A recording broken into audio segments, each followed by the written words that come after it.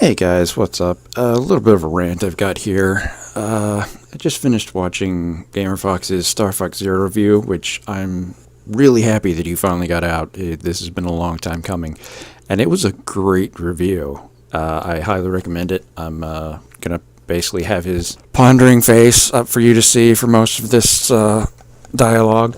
But after watching through it, I was trying to basically have conversation in my head, and I've actually coherently written down a lot of this stuff, so this will get a lot more scripted here in a moment. But I just kind of wanted to get some thoughts off my head, I guess, based on what I came away with from the video, as well as just a lot of different thoughts that have been stacking up in my mind over the last few weeks, basically going by Nintendo and E3s and just everything else in the video game community, and this just kind of felt like a good catalyst to get it off my chest, so here we go, right?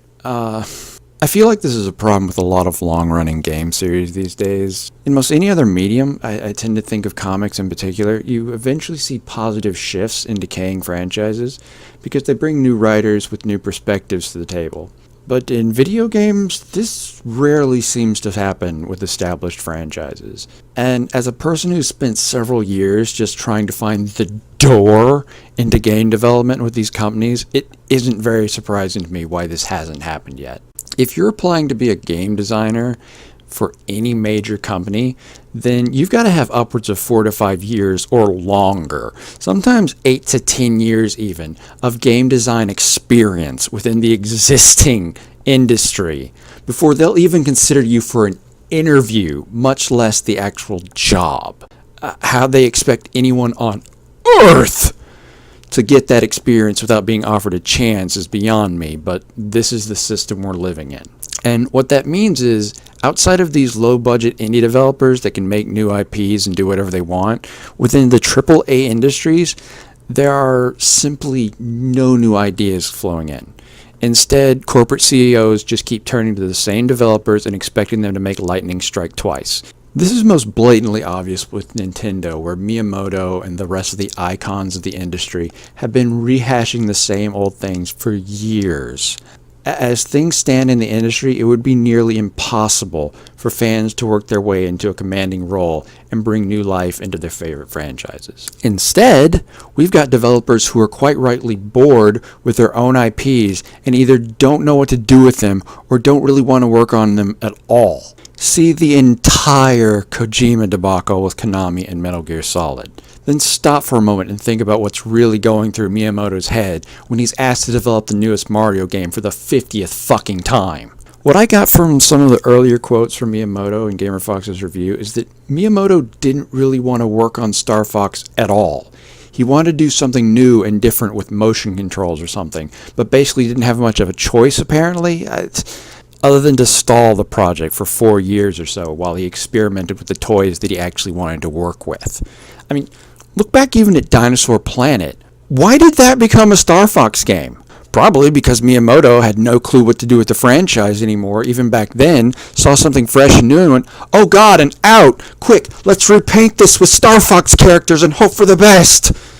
I mean, it wouldn't be the first time, right? Right? Doki Doki Panic? Now, without word from Miyamoto himself, that's hard to prove, but he's a company man and part of the old guard within Japanese culture, so even if he had something negative to say, you're not going to hear him say it.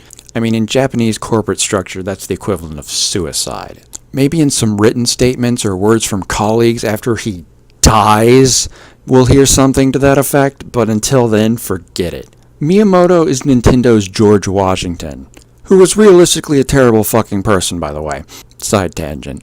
Miyamoto's propped up too high on the pedestal to be knocked down from it now without ruining everyone involved at Nintendo's reputation, so the video game rockstar propaganda train isn't ever going to stop for him. So where am I even going with this now? I don't even know.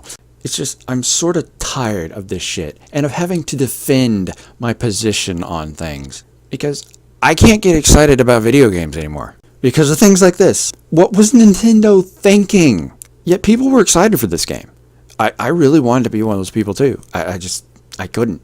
And I knew if I waited long enough for reviews and the like that I'd just be disappointed.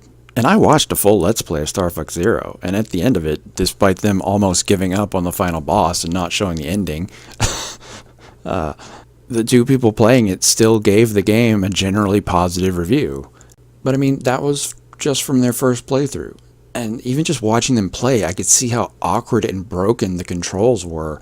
Watching it nearly made me feel ill because it was so jarring. What I was seeing on screen didn't sync up half the time with what they were actually sort of doing on the control pad, which is a completely different screen that I couldn't even see. And I can't even imagine trying to fight between these controls. It's just... But listen, I'm not here to review Star Fox, so whatever. The point is, even without playing it myself, all I saw in it was disappointment. It looked like a rental at best. There was no honest replayability to be had. If you'd beaten it once, then there's really nothing much else to see. So I'd seen enough. Interest completely lost. But that leads me to the next point. What's next?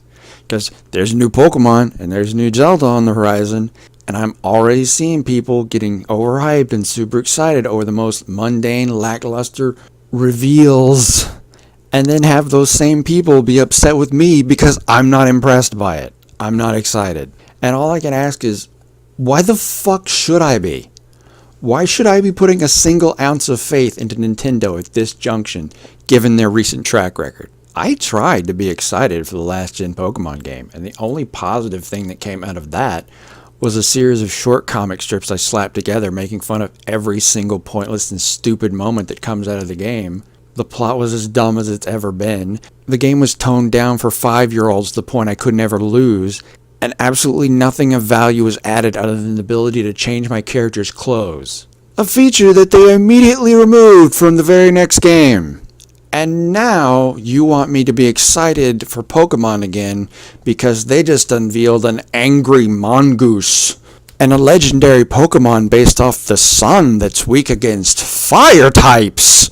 And some people were irritable with me for complaining about these things and not just enjoying the new content and enjoying that there's a new game. And fuck off, will you? They showed you an angry mongoose and you're jizzing your pants?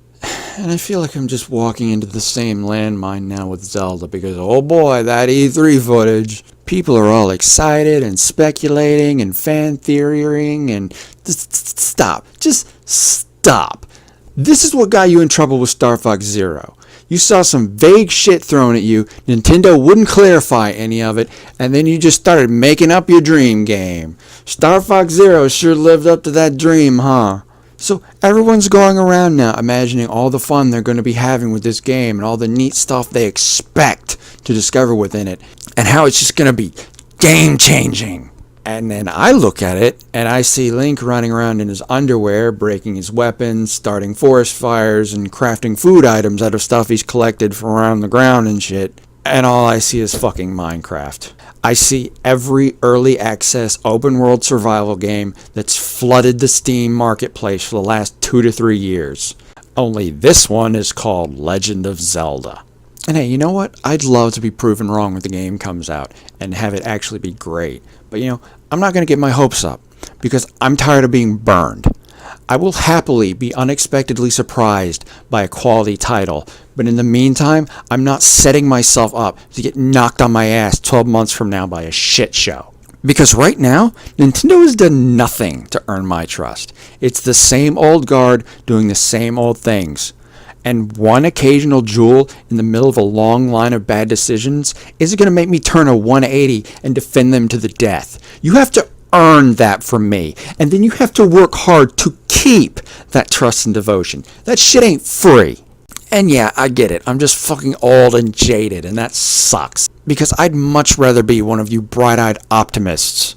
But you know, I've had some time to think about it, and I think I've pinpointed where me and a lot of these Nintendo fan folks tend to differ. See, I had my NES back in the day, sure, and I played the hell out of it, make no mistake. But beyond that, I wasn't the kid with the Super Nintendo, or the N64! Hell, I didn't get a Game Boy until nearly the end of its lifespan. Now, I was the Sega kid back then. I rolled with the Genesis. Sonic the Hedgehog was my homeboy. Sure, I still respected the hell out of Mario, but at the end of the day, he just wasn't my hero. Sonic was. And I don't really think I really need to tell anyone what's become of Sega and Sonic the Hedgehog. Oh, how the mighty have fallen. And I think that's your problem, Nintendo fanboys. See, I've already witnessed the death of my first love. I've watched the empire crumble, and I had to move on. I had to pick myself up and keep going. You guys haven't quite had your moment like that yet, but it's looming over you right now, isn't it? And it's terrifying the fuck out of you. So the moment someone suggests the imminent death of Nintendo, or even just the slightest complaint about something they're doing, oh boy, the claws are coming out now. You're gonna dig in deep and never let go. Any flaw can be overlooked. Anything to save the precious. But hey, nothing lasts forever. So I suggest you all start facing the facts. Nintendo isn't perfect, nor is any other company or group you may affiliate yourself with. Just to make it clear that this isn't just fucking Nintendo we're talking about here.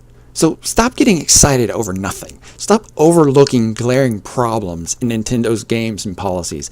Maybe speak up and let them know they're doing something wrong, and that you're not just going to sit there and defend them for that very wrongdoing. Force them to actually change what they're doing and grow as a company, so that maybe they'll delay their collapse just a little bit longer and make some games you can truly appreciate in the meantime. I don't know. Okay, people act like I'm being mean or something when I say these things. I'm not. I'm just trying to be sensible. I want Nintendo to survive just as much as you do. And I get that these games and franchises hold a special, meaningful place in your heart, and it upsets you when someone is critical of those things. I mean, I'm not trying to say don't like the things you like. Love your Marios and Zeldas and Pokemons all you want. I'm not trying to take that away from you. I have no desire to damage your fond memories of something from your childhood or whatever. But things change, okay? Nintendo of 10 or 20 years ago is not the Nintendo of today. Hold on to the past all you want, but the future, you'd better be damned well worried about. Because if the Nintendo you're nostalgic for is the Nintendo you want to see passed on to future generations to enjoy, then they've got some work to do. And if there's a glaring flaw staring you in the face, then point that out. Make noise loud enough that Nintendo will hear it. Then keep making that noise until these problems stop happening.